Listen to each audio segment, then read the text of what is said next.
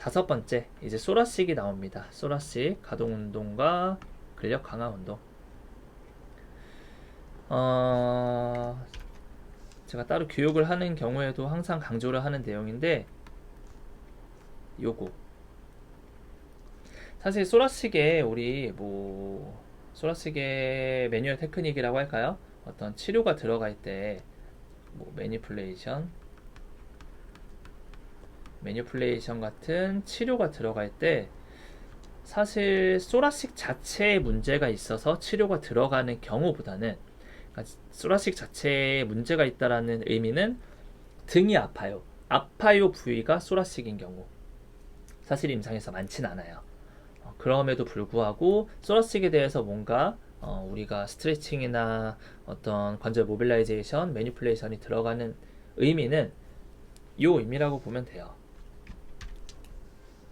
목과 허리에 문제가 있을 때 반드시 확인해야 된다. 이 문구가 그 의미라고 보면 됩니다. 그러니까 목이랑 허리가 문제가 있으면 소라식에도 문제가 당연히 있고요.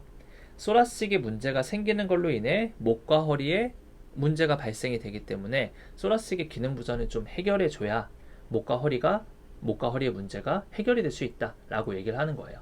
특히나 등뼈의 가동성이 부족하게 되면, 등뼈의 가동성이 부족해서 문제가 생기는 경우가 사실 일반적으로 많아요. 네. 그렇게 되면 목과 허리뼈의 과운동성이 유발될 수 있기 때문에 목과 허리는 사실 많이 움직여서 문제가 생기는 경우가 많아요. 그런데 많이 움직일 수밖에 없는 이유가 이 등뼈가 안 움직이니까 목과 허리를 많이 쓸 수밖에 없는 거예요. 근데 등뼈의 가동성은 뻣뻣하게 있는 상태에서 목과 허리를 움직이지 않게 하기 위해서 안정성 운동을 막 시켜요. 그럼 안정적으로 되긴 하겠죠. 근데 앞으로 숙일 때는 안정적으로 숙이기가 힘들잖아요. 어느 관절을 써야 되는데 그때 당연히 뻣뻣한 얘보다는 얘네들을 많이 쓰게 되겠죠. 그러면서 문제가 되기 때문에 소라식을 꼭 케어를 해야 된다 라는 의미로 받아들이면 되겠습니다. 자, 누운 상태인데 무릎을 세우고 누운 상태, 후크라인 포지션이라고 저번 시간에 한번 얘기를 했죠. 자, 등뼈 3번에서 8번 수준의 폼롤러를 이렇게 위치를 시키고요. 풀리를 천천히 잡아 당기면서 등뼈의 동심성 수축을 한다.